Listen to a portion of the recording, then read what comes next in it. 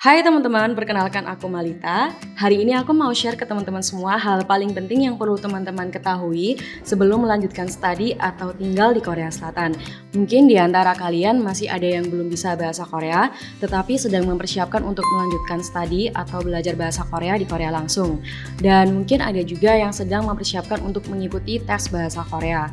Apapun itu, hal penting yang mau aku bahas kali ini akan sangat dibutuhkan untuk mendukung segala aspek kehidupan kalian di Korea. Nah, salah satu hal paling penting untuk bisa survive atau bertahan hidup di Korea, entah di lingkungan sekolah, universitas, atau perusahaan, apa kira-kira? Yap, kemampuan bahasa Korea. Dan pemerintah Korea Selatan sendiri sudah menetapkan ujian standar untuk menilai kemampuan berbahasa Korea yang bisa sangat berguna untuk keperluan akademis atau profesional, yaitu TOPIK, Test of Proficiency in Korean. Selain itu, pemerintah Korea Selatan juga menyediakan program yang dapat membantu imigran atau orang asing belajar bahasa Korea dan memahami budaya Korea.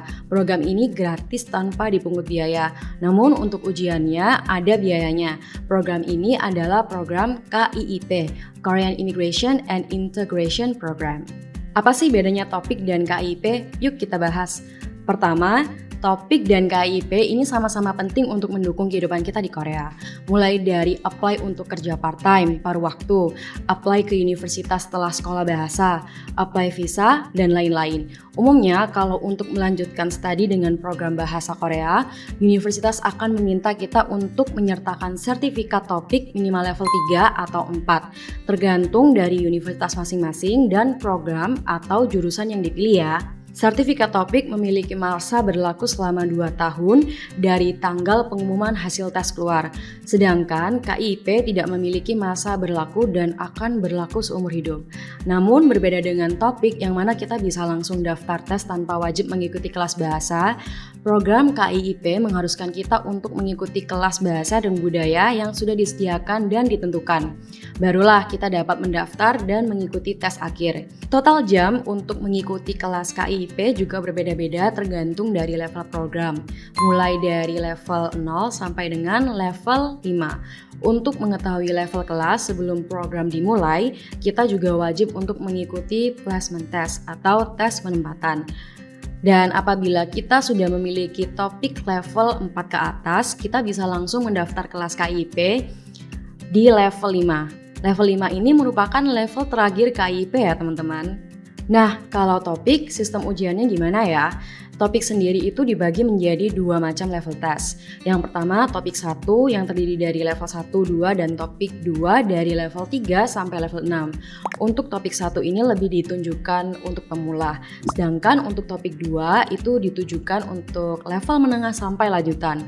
Level dari hasil ujian TOPIK akan ditentukan berdasarkan total nilai atau poin yang kita peroleh dari keseluruhan jawaban kita. Untuk TOPIK 1, soal ujiannya terdiri dari listening dan reading comprehensions dengan durasi waktu selama 100 menit.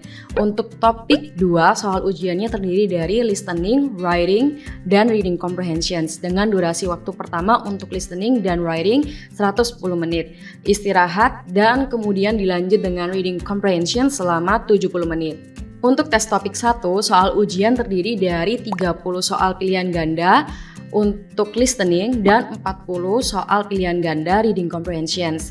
Dan untuk TOPIK 2, soal ujian terdiri dari 50 soal pilihan ganda listening, 4 soal jawaban langsung untuk writing, menulis, dan 50 soal pilihan ganda reading comprehensions. Keduanya, TOPIK 2 maupun KIIP bisa memberikan tambahan poin untuk mengajukan permohonan visa di Korea. Terus gimana sih caranya untuk kita bisa ikut tes TOPIK atau KIIP? Untuk bisa ikut tes TOPIK atau KIIP, kita bisa registrasi terlebih dahulu. Nah, registrasinya di mana? Bisa melalui website TOPIK atau KIIP masing-masing. Tetapi buat kebanyakan teman-teman yang merasa kesulitan mungkin untuk login, registrasi ujian, dan kurang paham dengan bahasa Korea, solusinya bisa langsung ke website KS24 Indonesia. Jadi kalian tinggal kirim dokumen via online dan KS24 yang akan membantu teman-teman semua untuk registrasi ujian TOPIK dan kelas atau ujian KIIP.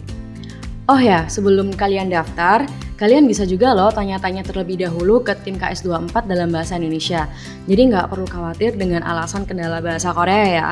Konsultasinya gratis tanpa dipungut biaya. Untuk biaya ujian dan registrasi kalian bisa langsung cek di KS24 dan yang pastinya harga pelayanan di KS24 ini lebih murah dibanding tempat lain ya guys. Yuk, tunggu apa lagi? Langsung aja kepoin website KS24. Dan untuk video kali ini kita sampai di sini dulu ya. Jangan lupa subscribe, klik tombol like kalau kalian merasa video ini membantu, dan kalau ada pertanyaan bisa langsung komen di kolom komentar. Thank you for watching dan sampai ketemu di video berikutnya. Bye bye.